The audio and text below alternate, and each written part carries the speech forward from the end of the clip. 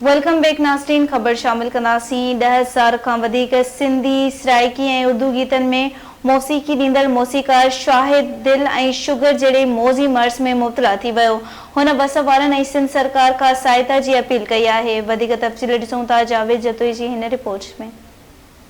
अंदर उदास थींदो मंदर उदास थींदो अंदर उदास हूंदो मंदर उदास हूंदो।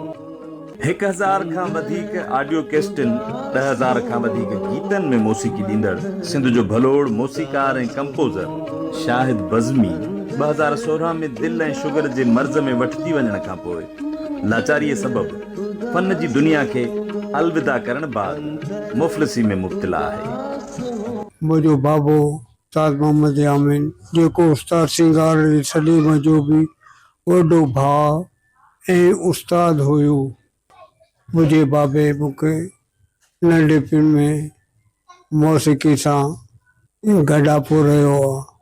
60 साल मूंखे थिया आहिनि ते फन मौसीक़ी सां वाबस्तगी जो ऐं इन में वॾा अलाह चढ़ा आया आहिनि। हिकिड़ो वक़्तु अहिड़ो हुयो जेको असांजी केसट जी दुनिया ख़ासि कर वॾो सुरीलो यानी सफ़र हुयो असांजो। पंहिंजे चाचे उस्ताद सिंगार अली जो नालो खणंदुमि। उन जी रिकॉर्डिंग कईसीं। मोहम्मद यूसुफ साहब जी, बरकत अली साहब, गुलाम शबीर समूह, मंजूर सखियानी साहब, सज्जाद यूसुफ साहब, हुसैन विस्तरो, अफशां। यह समझा तो कि सिंधी सराइकी बरूची बिराइकी मारवाड़ी 10,000 खन ये रिकॉर्डिंगूं कयूं।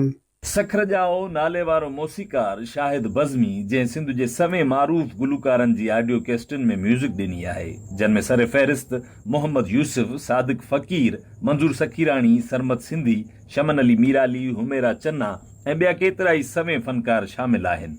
शाहिद बज़मी न फ़क़ति सिंध वासियुनि लाइ दिलकश मौसीक़ी तरतीब ॾिनी, पर हुन सिंध खे सरमद सिंधी ऐं अहमद मुग़ल समेत केतिरा ई सुरीला गुलूकार बि ॾिना, जंहिंजी मौसीक़ी जी तरबियत शाहिद बज़मी कई आहे। अड़े चंद्र अड़े चंद्र अड़े चंद्र अड़े चंद्र अड़े चंद्र अड़े चंद्र पीसो तट को नाय पीसो तट को नाय संदस रूप संदस रंग संदस रूप संदस रंग ये आहे दियस। असां जेकॾहिं तव्हां मौसीक़ार न हुजो हा त पोइ छा हुजो हा? हक़ीक़त इहो आहे कि मूंखे इहो शौक़ु मुंहिंजे बाबे मूंखे इहो विरसो ॾिनो। चाचे सां इलाही टाइम वक़्तु गुज़रियो, उस्ताद बि हुयो। त मौसीक़ी खां सवाइ मूंखे का बि शइ हक़ीक़त आहे को ज़हन में न हुई। शाहिद बज़मी जी पैदाइश गुलूकार घराणे में थियण सबबि नंढपण खां ई खेसि मौसीक़ी जो बेहद शौक़ु हुयो। हुन मिडिल ताईं तालीम हासिल करण खां पोइ बाक़ाइदा तौरु मौसीक़ी जी दुनिया में पैर पातो ऐं सभ खां पहिरीं मौसीक़ी पंहिंजे चाचे सिंगार अली सलीम जी ऑडियो कैसेट में ॾिनी, जंहिंजी मक़बूलियत बाद शाहिद बज़मी फन मौसीक़ी जो तमामु वॾो नालो थी उभरियो। असांजी कंपनियूं बंदि थी वियूं जंहिंसां असांजो राब्तो हुयो। इहे तो प्रोग्राम जे लाइ उहो चवनि था टीवी वारा बि ऐं पंहिंजा रेडियो वारा बि, पर सिहत मुंहिंजी जेकी आहे बाईपास मुंहिंजो थियल आहे। हिन बीमारी जे हिसाब सां को मदद न कई आहे। मां दरख़्वास्तूं बि ॾिनियूं, बाईपास मुंहिंजो थियल आहे ऐं इन जे हिसाब सां मूंखे शुगर जी मर्ज़ आहे, ब्लड प्रेशर जी मर्ज़ आहे। त हाणे गवर्नमेंट खे अर्ज़ु कयो आहे त ॿुधनि मुंहिंजी उहो फ़रियादूं, उन्हनि खे रब सदाईं आबाद रखे।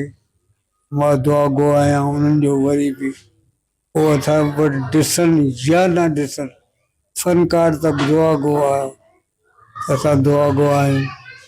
शाहिद बज़मी गुज़िरियल 8 वरहनि खां बीमारी सबबि बिस्तर भेड़ो आहे, मगर हेल ताईं कंहिं बि फनकार तोड़े सिंधु सरकार का बि सार न लधी आहे।